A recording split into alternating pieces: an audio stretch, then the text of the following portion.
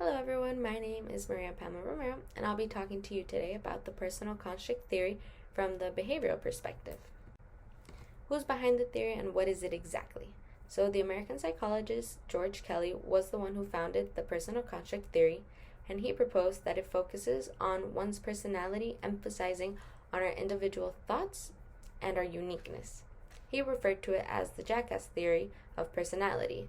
This is probably due to the fact that it does rely on our individual self, and we are the most important factor, instead of depending on our surroundings to see if they have any effect on us particularly.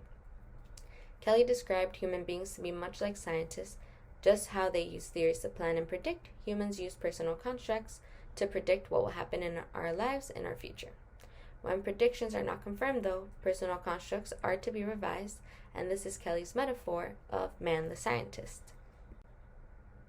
The fundamental postulate. So here, Kelly states that what we expect is of central importance. It is the most important thing to know what you think will occur, whether it's accurate or not, whether it happens or not, and it is what determines our actions, thoughts, and emotions.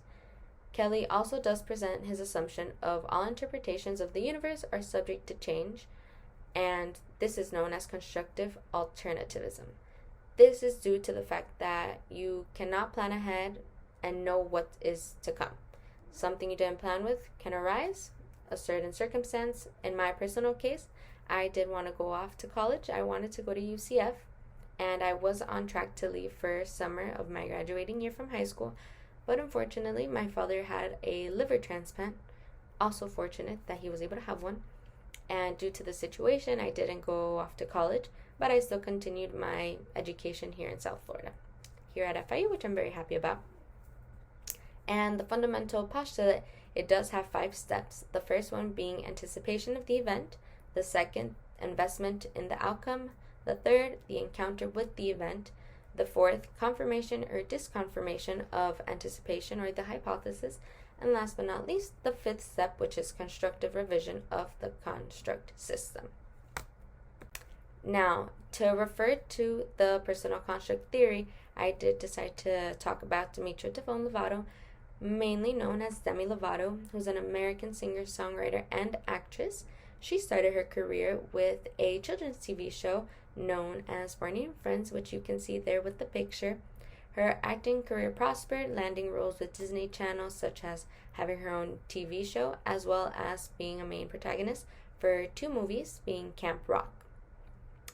From that, her music career also took off, and then again, with fame at such a young age, she did suffer and continues to suffer from anorexia, self-harm, and drug abuse, which did lead her to having an overdose more than once and going to rehab.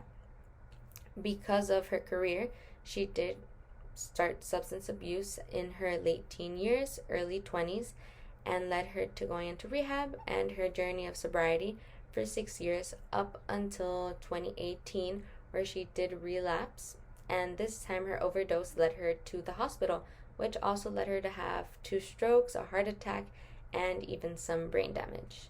What is known from this overdose is that it was on oxycodone and it was laced with fentanyl.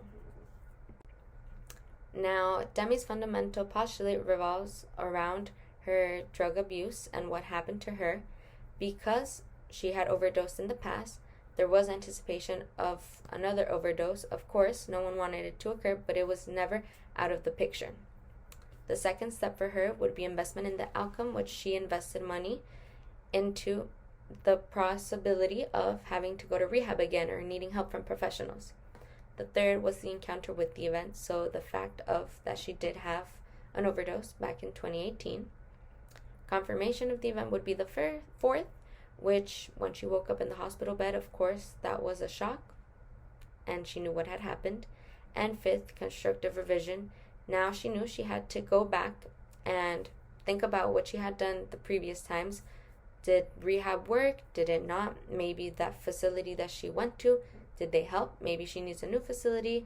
Also, because she is famous, she is a world star, it also had to do with the people around her. She took into account if she needed a new management team, had to change some things up. Now for her, what did work, or what is currently working, is that she did not unfortunately quit substance abuse, but she now drinks at moderate levels, and she also smokes but marijuana. And yes, so that is my presentation. Thank you.